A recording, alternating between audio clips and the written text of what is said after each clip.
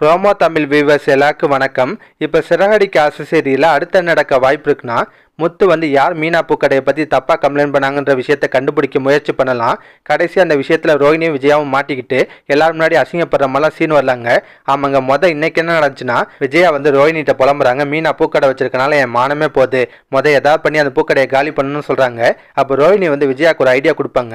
Aunty, அதுக்கு என்கிட்ட ஒரு ஐடியா இருக்குது, இந்த மாதிரி கடை ஆரம்பிக்கிறதுக்குலாம் கார்பரேஷனில் பர்மிஷன் வாங்கிக்கணும். ஆனால் கண்டிப்பாக முத்து எந்த பெர்மிஷனும் வாங்கியிருக்க மாட்டாரு.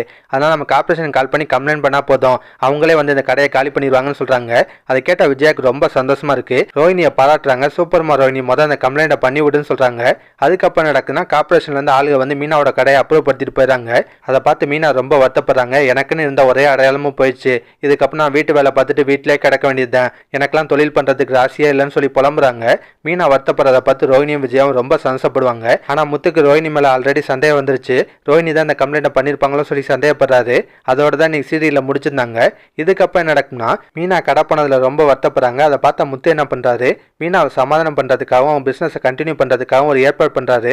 அது என்னன்னா, மீனாக்கு ஒரு ஸ்கூட்டியை வாங்கிட்டு சர்ப்ரைஸ் கிஃப்டா கொடுக்குறாரு. அது மட்டும் இல்லாம முத்து சொல்றாரு, இங்க பாரு மீனா, இதுக்கப்புறம் இந்த வண்டி தான் உன் பூக்கடை, வீட்டுக்கு வெளியே கடை போட்டா தானே கம்ப்ளைண்ட் பண்ணுவாங்க, இதுக்கப்புறம் நம்ம வீட்டுக்குள்ளே நீ பூவெல்லாம் கட்டி வச்சுக்கோ, யாரும் உன்ட்ட ஃபோன் பண்ணி பூ கேட்குறாங்களோ அவங்களுக்கு இந்த வண்டியில கொண்டு போய் வீட்டிலே பூவை கொடுத்துட்டு வா, சாப்பாடுலாம் டெலிவரி பண்றாங்கல்ல, அது மாதிரி நீ பூவை டெலிவரி பண்ண போற, அது மட்டும் இல்லாம இந்த வண்டியில பூ வச்சு நீ எங்க வேணா கொண்டு போய் வித்துக்கலாம் சொல்றாரு. அதெல்லாம் கேட்ட விஜயாக்கு செம்ம கடுப்பாது. ஆகா, இவங்க அடங்க மாட்டாங்க போலன்னு சொல்லி மனசுக்குள்ளே புலம்புறாங்க. கண்டிப்பா அந்த சீன்லாம் நாளைக்கு வருங்க. இதுக்கப்புறம் என்ன நடக்க வாய்ப்பு இருக்குன்னா, முத்து யார் மீனாவோட பூக்கடை மேல கம்ப்ளைண்ட் பண்ணாங்க கண்டுபிடிக்க முயற்சி பண்ணலாம். ஆமாங்க, கார்பரேஷன்ல இருந்து மீனாவோட கடையை ஜப்தி பண்ணிட்டு போனாங்கல்ல, அதுக்கு ஃபைன் கட்டுறதுக்காக முத்து போவாரு. அப்ப அங்க இருக்கவங்கள்ட்ட யார்ட்டையா முத்து விசாரிப்பாரு. ஆனா யாருனே கம்ப்ளைண்ட் கொடுத்தான்னு சொல்லி நைஸா விசாரிப்பாரு. அப்ப அவங்க சொல்லுவாங்க, யார் கம்ப்ளைண்ட் கொடுத்தாலும் தெரியாதுப்பா, ஆனா இந்த நம்பர்ல தான் கம்ப்ளைண்ட் வந்துச்சுன்னு சொல்லி ரோஹினியோட ஃபோன் நம்பரை காட்டுறாங்க. அதை பார்த்த முத்துக்கு பயங்கர ஷாக் ஆகுது. ரோஹினி தான் இந்த வேலையை பார்த்துருக்காங்கன்ற விஷயம் முத்துக்கு தெரிய வருது. முத்துக்கு செம்ம கடுப்பாகும். நேராக வீட்டுக்கு ரோஹினிகிட்ட பயங்கரமாக சண்டை போடுவார். அப்போ ரோஹினி என்ன பண்ணுவாங்க, விஜயாவை மாட்டி விட்டுருவாங்க. நான்லாம் ஒன்றும் பண்ணலை, அத்தை சொல்லி தான் பண்ணேன்னு சொல்கிறாங்க. அதை கேட்டு மொத்த குடும்பத்துக்கு ஷாக் ஆகுது. அண்ணாமலையெல்லாம் விஜயாவை நல்லா திட்டுவார். உனக்கு கொஞ்சமாச்சும் அறிவு இருக்கா, சொந்த மருமலோட தொழிலே கெடுத்திருக்க, உனக்கு அசிங்கமா இல்லையான்னு சொல்லி திட்டுவார். ரவி, ஸ்ருதி எல்லாருமே விஜயாட்ட கோவப்படுறாங்க. ஸ்ருதியெல்லாம், ஆண்டி நீங்கள் பண்ணது ரொம்ப தப்புன்னு சொல்லுவாங்க.